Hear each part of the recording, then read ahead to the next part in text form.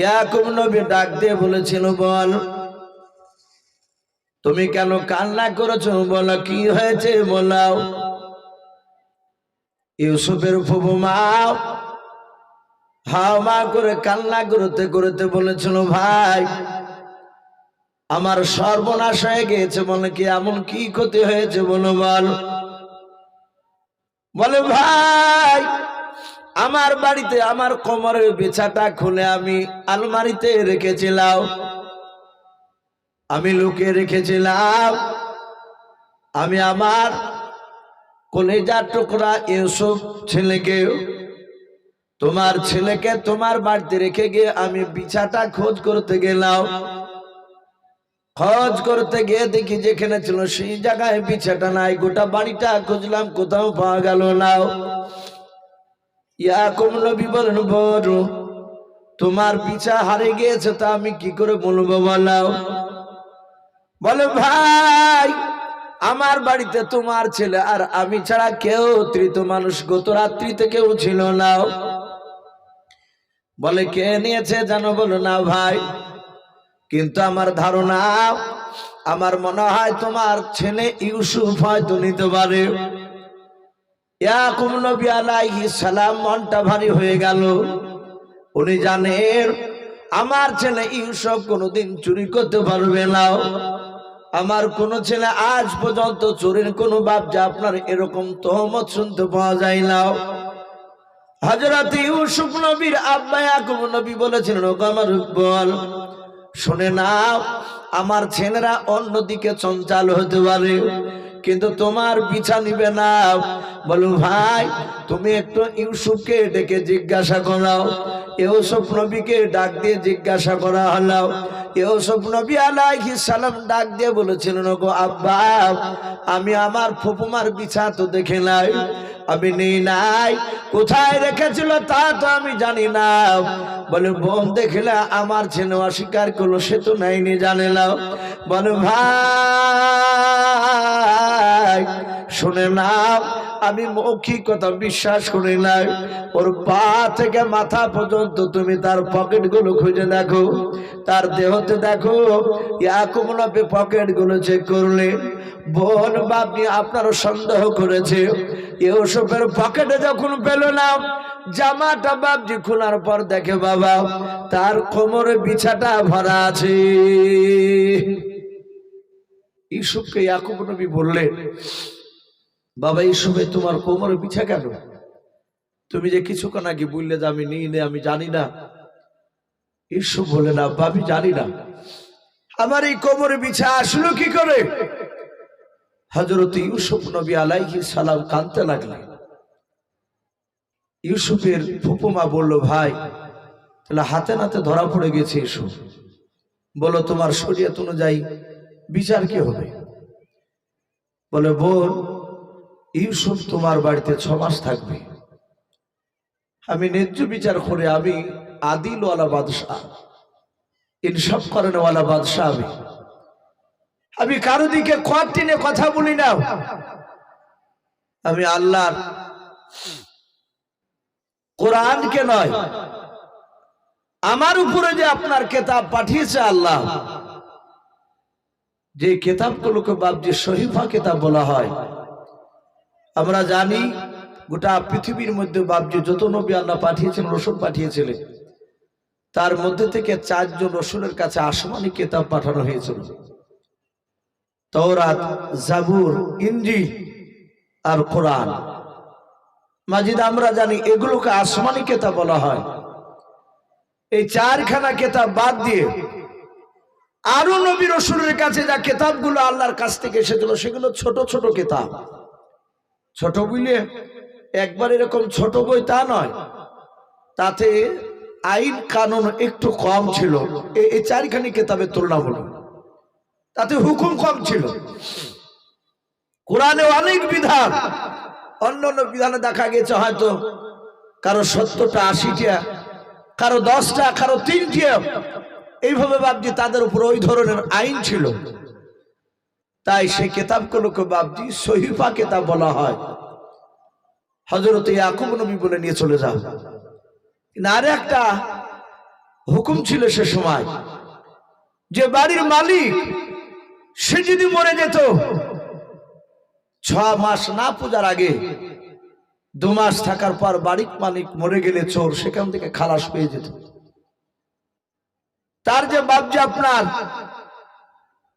দিনগুলো ছিল ধার্য করা যে 6 মাস, তখন আর 6 মাস তাকে থাকতে হতো না। ইউসুফ বাপজি থাকতে লাগলে মাস 2 ইউসুফ নবী তার ফুপুর বাড়িতে থাকার অবস্থাতেই ইউসুফের ফুপুমা তিনি ইন্তেকাল করলেন। পড়ুন ইন্না লিল্লাহি ওয়া ইন্না ইলাইহি রাজিউন। ইউসুফ আলাইহিস সালাম উনি বাপজি আপনার ইয়াকুব নবীর কাছে এসে থাকতে লাগলেন। আমরা জানি ইয়াকুব নবী আলাইহিস সালামকে ইউসুফের কাছ থেকে নয়, ইয়াকুব নবীর কাছ থেকে ইউসুফকে অনেক দূরে সরিয়ে দেওয়া হয়েছিল। কেন? এখানে বাপজি দুটো বাপজি রেওয়াত এসেছে। দুটো কারণের মধ্যে থেকে একটা কারণ তুলে ধরেছে আল্লামা কামালউদ্দিন দামিরি রহমাতুল্লাহ আলাইহি। ইউসুফের বয়স তখন বাপজি মোটামুটি 5-6 বছর মতো। কি বলেছেন? ওই 4-4.5 বছরের ওপর। এক কথা ছোট বাচ্চা ছিল। রাত্রিবেলা ইয়াকুব নবীর ঘরে শুয়ে আছে। হযরত ইয়াকুব নবী আলাইহিস সালামের জামানায় আমাদের মতো বাপজি 5 ওয়াক্ত নামাজ তাদের উপরে ফরজ ছিল না। ছিল? কথা বলুন। কোন নবীর উপরে বাপজি 5 ওয়াক্ত নামাজ ফরজ ছিল না।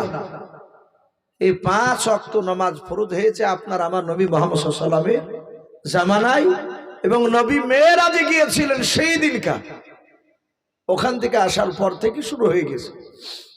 কিন্তু অন্যান্য নবী জামানায় নামাজ ছিল, একবারই ছিল না, এটা অস্বীকার বাপজি করা যাবে না।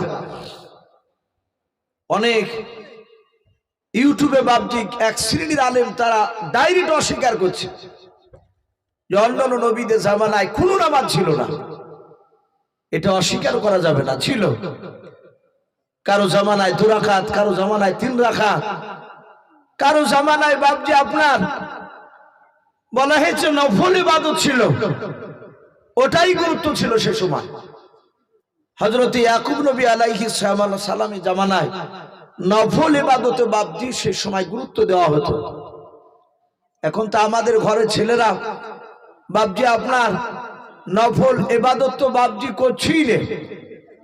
মসজিদে দেখা যাচ্ছে ফরজ নামাজের পরে 3 রকমের বাপজি মুসল্লি দেখতে পাওয়া যায়।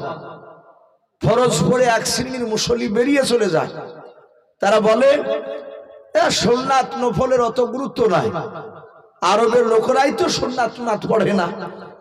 আরবের সাথে তুলনা করে দিল। আরবের লোকের সাথে আমাদের তুলনা করা যাবে ভাই? কথা বলে। আরবের লোকেরা এত ভাগ্যবান, ওখানে কাবা শরীফ তাদের চোখের সামনে সে দেখতে পায় দিলে। তারা কাবা শরীফে 1 রাকাত যদি নামাজ পড়ে,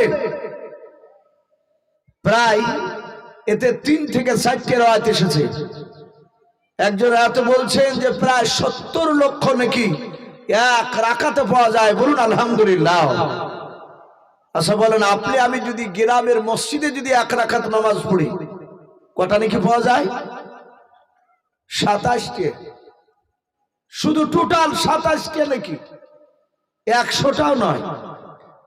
তাহলে ওই লোকরা যদি 1 রাকাত নামাজ পড়ে ফরজ, এখানে আপনার ওর 1 রাকাত সমতুল্য নেকি করতে গেলে আমার মনে হয় না যে আপনি 1 মাস লাগাতার নামাজ পড়ে ওদের সমান হবে। বাড়িতে যদি 1 রাকাত নামাজ পড়ে নামাজ হয়ে যাবে, কিন্তু বাড়িতে রাকাত পিছু 1টা করে নেকি পাবেন, 1টা। তাহলে বাপজি আমাদের ওদের সাথে তুলনা করা যাবে না। আর এক শ্রেণী দেখা যাচ্ছে সুন্নাত পড়ছে, নফল পড়ছে না। বাপজি আমার সোনা লালেরা, আমি অনুরোধ করব আমাদের যে ঈমান, আমরা দুর্বল ঈমান। এখন আমাদের হাঁটতে বসতে চলতে সব জায়গাতে গুনাহ হয়ে যাচ্ছে। মানুষের সাথে ভালো করে কথা বলতে বলতে গুনাহ হয়ে যাচ্ছে। চট করে রেগে গিয়ে বাপজি এমন কথা বলছে, বলো ভাই এখনই বন্ধুর মতন গল্প করছিলে, আবার মন ভারী করে গালি দিতে দিতে চলে এসে গেল। ঈমান দুর্বল আমাদের। আমাদের সব নামাজি বাপজি গুরুত্ব দেওয়া দরকার। হযরত ইয়াকুব নবী আলাইহিস সালাম উনি রাত্রিবেলায় নফল ইবাদতে দাঁড়িয়ে আছে। হঠাৎ করে দেখলেন বাবা ইউসুফ নবী আলাইহিস সালাম ঘুমের ঘরে তিনি নাক ডাকতে লাগলেন, নাকে আওয়াজ করতে লাগলেন। হযরত ইউসুফ নবী আলাইহিস সালাম তিনি ঘুমে আছেন বাবা। ইয়াকুব নবী আলাইহিস সালাম মনে মনে চিন্তা করলেন, আল্লাহ আমার ছেলে ইউসুফ কেন আজকে নাকে আওয়াজ করেছে, নাকে তো আওয়াজ করে নাই। উনি নামাজের মধ্যে মাপ নিয়েছিলেন, ইবাদতের মধ্যে সালাম না ফিরে সঙ্গে সঙ্গে নিজের ছেলের দিকে বাপ যে তাকাতে লাগলেন। ইউসুফ নবী আলাইহিস সালাম আবার কিছুক্ষণ পর বাপ যে নাকে আওয়াজ করা বন্ধ করে দিলেন। আবার কিছুক্ষণ পর দেখা গেল ইয়াকুব নবী আলাইহিস সালাম উনি আল্লাহর ধ্যানে আবার মগ্ন হয়ে গেলেন। আবার দ্বিতীয়বার বাপজি দেখলেন ইউসুফ জোরে জোরে যখন নাকে আওয়াজ করতে লাগলেন। ইউসুফ নবীর আব্বা সালাম না ফিরে আবার বাম দিকে বাপজি তাকে ছেলের দিকে তাকাতে শুরু করলেন। মাওলা আমার ছেলের কি হলো, ছেলে কেন নাকে কেন আওয়াজ করে?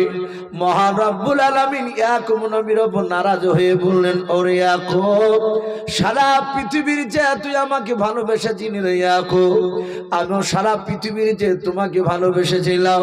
ওরে ইয়াকুব নবী আলাইহিস সালাম তুমি আজকে সালাম না ফিরে আমার দিকে ধ্যানে মগ্ন থাকা অবস্থায় ছেলের নাকের আওয়াজ শোনার উপর তুমি আর সালাম না ফিরে নিজের ছেলের দিকে তুমি তাকাতে লাগলে। ছেলের দিকে মহব্বত দিয়ে দিয়েছে ইবাদতের মধ্যে। আল্লাহ বললেন, এই ইয়াকুব যে চোখ দিয়ে তুই নামাজের হালাত তোর সন্তানকে দেখলি, এই সন্তান তো চোখের আমি আড়াল করে দেব। হযরত ইয়াকুব নবী আলাইহিস সালামের কাছ থেকে এই আড়াল করার এটা একটা বাপজি রাওয়াত, কারণ বাপজি তুলে ধরেছে আল্লামা কামালউদ্দিন দামিনী রহমাতুল্লাহ আলাইহি হায়াতুল হাইওয়ান বলে একটি কিতাব, সেই কিতাবে এসেছে ঘটনাটা। হযরত ইউসুফ নবী আলাইহিস সালাম উনি আস্তে আস্তে আস্তে আস্তে আস্তে বাপজি বড় হতে লাগলেন। কিতাবে লিখেছে তখন তার বয়স প্রায় মোটামুটি 10 বছর হবে। কোন কোন মুফাসসিরিন কেরাম লিখেছেন 12 বছর, বেশিরভাগ উলামারা বলেছেন 10 বছর বয়স।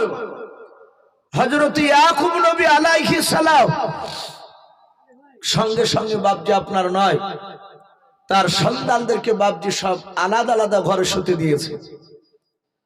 এমনকি ইউসুফ নবীকে বাপজি আলাদা বিছানা করে দিয়েছে, কারণ ইউসুফ নবীর জীবনী থেকে পাওয়া যায়।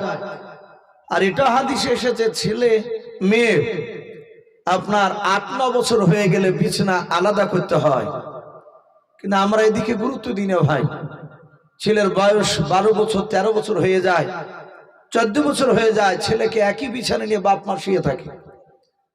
বলে বেটা ছেলে বড় হয়েছে, বিটি বড় হয়েছে, বলে আমাদেরকে ছাড়া থাকতে পারে না, একা ভয় করে ঘরে তেল কাটরা দেখে ভয় করে। কিন্তু নবী বলেছেন যদি ওই ঘরে সন্তান বড় হওয়ার পর একই বিছানা যদি বাপ মা নিয়ে শুয়ে থাকে, তাহলে সে বাড়িতে আল্লাহর তরফ থেকে লানত বর্ষিত হয়। বলুন আস্তাগফিরুল্লাহ। বদদুয়া হয়, ওখানে বরকত আসে না। আর এমনি দুনিয়ার যুক্তিতেও বাপজি বলছে ছেলে 8-9 বছর হয়ে গেলে বিছানায় নিতে নেই। রাত্রিবেলায় সন্তান শুয়ে থাকলে বাপ মা তারা স্বামী স্ত্রীতে শুয়ে থাকবে, ওদের রাত্রিবেলায় অনেক সময় গোপনে তাদের অনেক কাজ থাকতে পারে। সন্তান জেগে থাকলে অসুবিধা, যদি তা না হয় অনেক মানুষ দেখেন বাপজি বাল্বু না জ্বালিয়ে ঘুমাতে পারে না। অনেক মানুষ বাল্বু জ্বালিয়ে ঘুমায়, আবার কেউ বাপজি আলা থাকলে ঘুমাতে পারে না।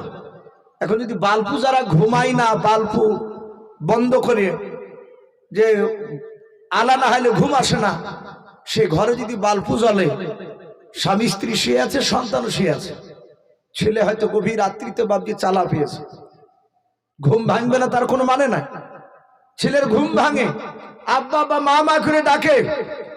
অনেক ছেলের শোয়া খারাপ, মেয়েদেরও শোয়া খারাপ। দেখা যায় বাপজি অনেক ছেলে সকালবেলায় উঠে কাপড় খুঁজে বেড়ায়, বাস্তব কথা বলছে, অনেক মানুষ এরকম দেখা যায়। অনেকে গিট মেরে শুয়ে থাকে, দুই পায়ের মাঝখানে গিট মারে, আর যাদের কাপড় হাঁটুর উপর উঠে যায় তাদের গিট মারাই দরকার। তা আপনার ওই কাপড় যদি উঠে যায় তাহলে তার ইজ্জতের হানি হবে, সন্তান তো বুঝতে পারে। তো এই জন্য বাপজি সন্তানকে ফুসলে ফাসলে তাকে আস্তে আস্তে বাপজি একদিন দুদিন করে করে করে মাঝে মাঝে শোয়াতে শোয়াতে তাকে আলাদা করে শোয়ানোর ব্যবস্থা করতে হবে। হঠাৎ করে একদিনে সে থাকতে পারবে না। হযরত ইউসুফ নবী আলাইহিস সালাম রাত্রিবেলা শুয়ে আছে, তার ভাইরা শুয়ে আছে, ওনার আব্বাও শুয়ে আছে। কেতাবে লিখেছে ইউসুফ আলাইহিস সালাম রাত্রিবেলা স্বপ্ন দেখলেন। স্বপ্ন কি দেখলে তা আল্লাহ কোরআন